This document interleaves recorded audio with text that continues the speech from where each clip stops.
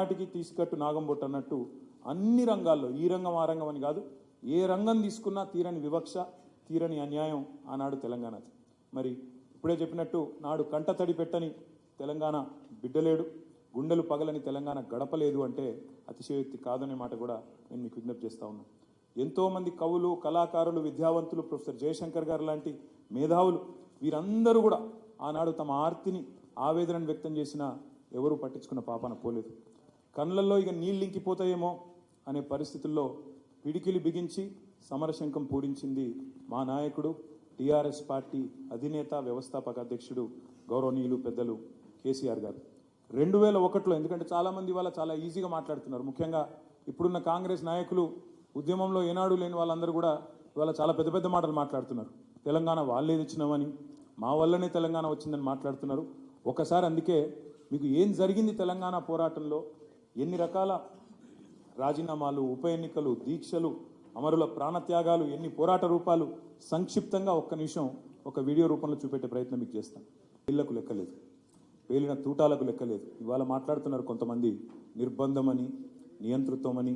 కానీ నిర్బంధం నిజంగా చెప్పాలంటే ఆనాడు, నియంత పాలన అంటే సమైక్య పాలకులది.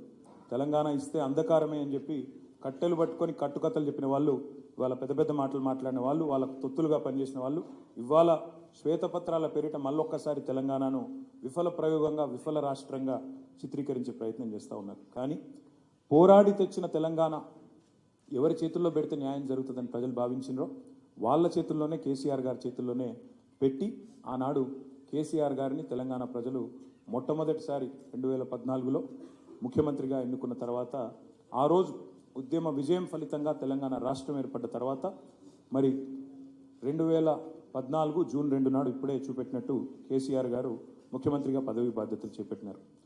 చేపట్టిన నాడు పరిస్థితి ఏంటి అంటే, ఆ రోజు ఆర్థిక చిక్కులు ఒకవైపు, చాలామంది అలా కన్వీనియంట్గా మాట్లాడుతున్నారు. 9 ఏళ్ల తర్వాత అదేదో కంటిన్యూస్ ప్రాసెస్ అన్నట్టు, ఇదేదో 50 ఏళ్ల నుంచి ఉన్న రాష్ట్రం అన్నట్టు మాట్లాడుతున్నారు.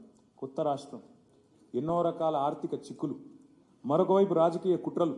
ఈ రాష్ట్రం ఒక విఫల ప్రయోగం, ఇది ఒక విఫల రాష్ట్రం, Telangana is a failed state, not viable state అనే కుట్ర ఒకవైపు. ఇంకోవైపు విభజన చట్టం అమలు కాదు, ఆ అమలు కష్టాలు ఒకటి కాదు, రెండు కాదు, ఎన్నో. ఉద్యోగులు ఆస్తుల పంపిణీ కష్టాలు పూర్తి కాలే.